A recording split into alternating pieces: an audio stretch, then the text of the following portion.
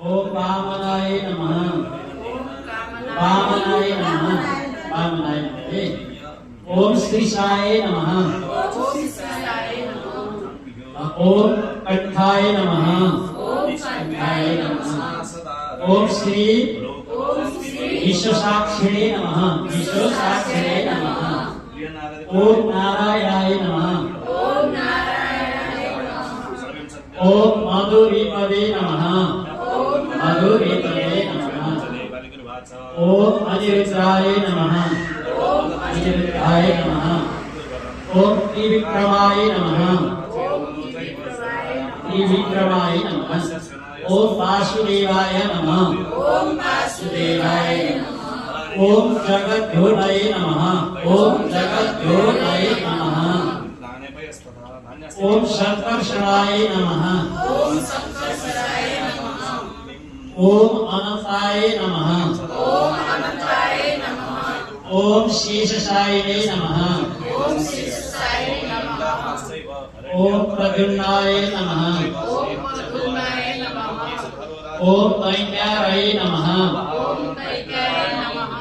ओम विश्वतोमुखाय नमः ओम जनार्दनाय नमः नमः ओम तारापाशाय नमः ओम तारापाशाय नमः ओम ब्रह्मणे नमः यसो पतञ्जलि छोरीको घरमा गएर खाएको दोष निवारणको लागि ओम भास्कराय नमः गुरु पुरोहितमा गएर कहिले खाइएको दोषको लागि अब अर्को लिनुहोस् ओम श्रीपतये नमः त्यो त सुत्केरमा गएर कतै झुकेर खाइन्छ त्यसको निवारणको निमित्त त्यसबाट भयो त ओम श्रीपतये नमः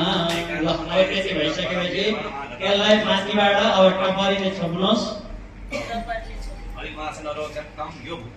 त्यो छोप्न अब घिउ पनि राख्नु भएको छ है घिउ पनि एउटा ठाउँमा राख्नु छ त्यसै ठाउँमा बनाउनु न हजुर त्यहाँ के बालबाल अलिकति साइड लगाएर टक्क ठाउँ पञ्चामृत चाहिँ तुलसी हाल्न नबिर्सन्छ है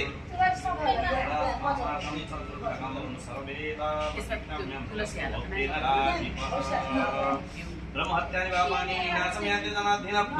दत्तभोजी महापाला पञ्चामृत अलिकति राख्नु राख्नु न अनि प्रसाद बाँडेर पठाइदिनुहोस् है भनेर राखेर बाँडेर बन्द गर्ने सोलो राखेको बाँड्ने त्यो पञ्चामृत